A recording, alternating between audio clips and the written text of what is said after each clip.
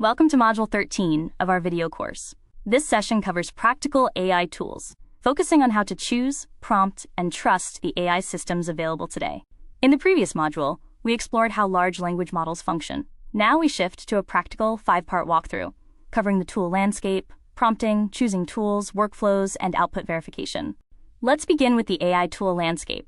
Before selecting a tool, it is helpful to understand the available options and the specific strengths of each category. Most tasks fit into 4 key categories: general assistants for conversation and writing, coding assistants that live in your editor, creative tools for media generation, and specialized tools for specific singular jobs. General assistants like Claude, ChatGPT, and Gemini are broad and highly capable. They are usually the best default choice for varied tasks, as they are essentially powerful transformer models packaged for conversation. Coding assistants like GitHub Copilot and Cursor integrate directly into your code editor. By working within the tools you already use, they offer faster, more contextual assistance for development tasks. Creative tools like Midjourney and All-E transform text descriptions into images, video, or audio. They effectively reverse the process discussed in Module 10, using text prompts to encode and reconstruct imagery. Specialized tools are designed for single tasks, such as transcribing meetings or summarizing research.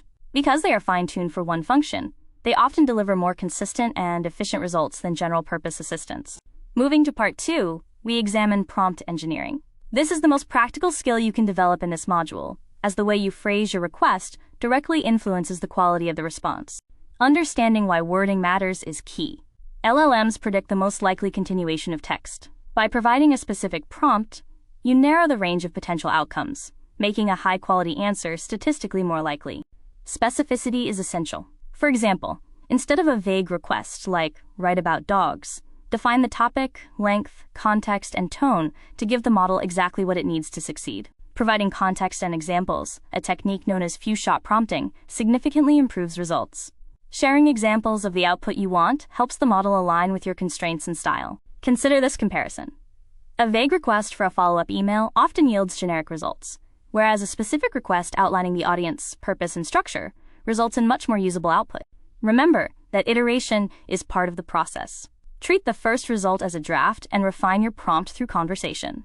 This is often much faster than trying to craft a perfect request on your first attempt. Finally, be explicit about the format you need. Whether it's a table, a list, or a specific word count, defining the structure up front saves time and prevents you from having to reformat the output later. Moving on to Part 3, we'll look at how to choose the right tool for any given task. This is about matching the work you have in front of you to the most effective category of AI we discussed earlier.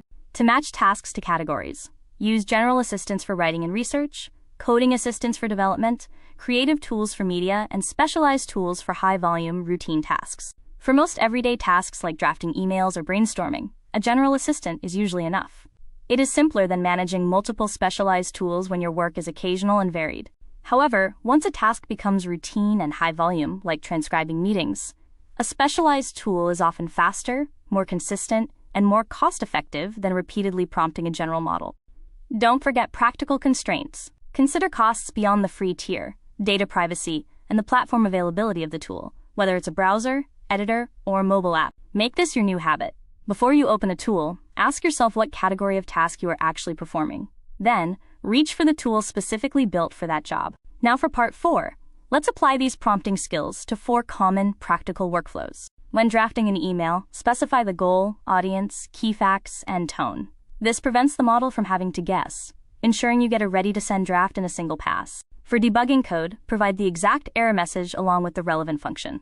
Since the model cannot see your screen, this context is crucial for a specific, actionable diagnosis. When summarizing documents, ask for a structured output like key points, decisions, and action items. This transforms a long, dense text into something immediately useful and scannable. For brainstorming, ask for multiple, distinct options. Requiring different angles produces far more variety than just asking for a single best idea. Notice the pattern. Every workflow requires the same fundamental skills: clearly stating the goal, providing context, and specifying the desired format. Build your own prompt library to save time, and use custom instructions in your tools to set your role and preferences once, so you don't have to repeat yourself. Finally, Part 5 covers the critical practice of verifying AI output to catch potential hallucinations. Always trust, but verify. Be especially skeptical of facts, numbers, dates, and code. Remember that LLMs are designed for fluency, not for guaranteed factual accuracy. When verifying AI output, look out for red flags. Watch for oddly specific statistics without clear sources, convenient links, or confident answers to highly debated topics.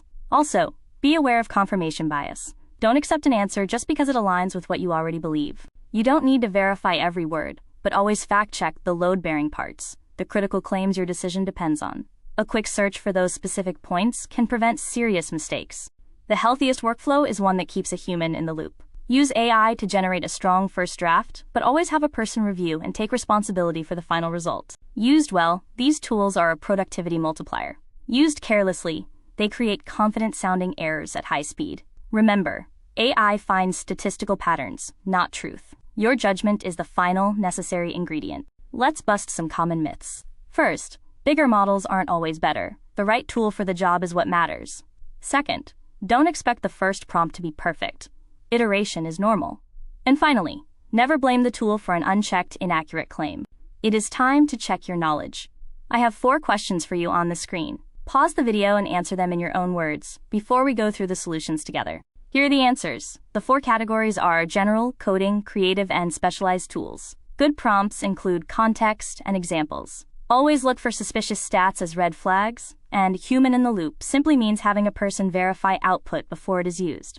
Here is a quick reference for our key vocabulary from this module, including prompt engineering, few-shot prompting, and the concept of load-bearing claims. To recap, categorize your tasks, write specific prompts with clear context, iterate often, and always verify those load-bearing facts. These simple habits ensure you stay in control of your AI-assisted work. Up next, in Module 14, we will explore the questions that tools cannot answer. We'll dive into AI ethics and what a career built around these technologies might actually look like. You now have the foundation to work effectively with AI. Thank you for completing this module. I look forward to seeing you in Module 14.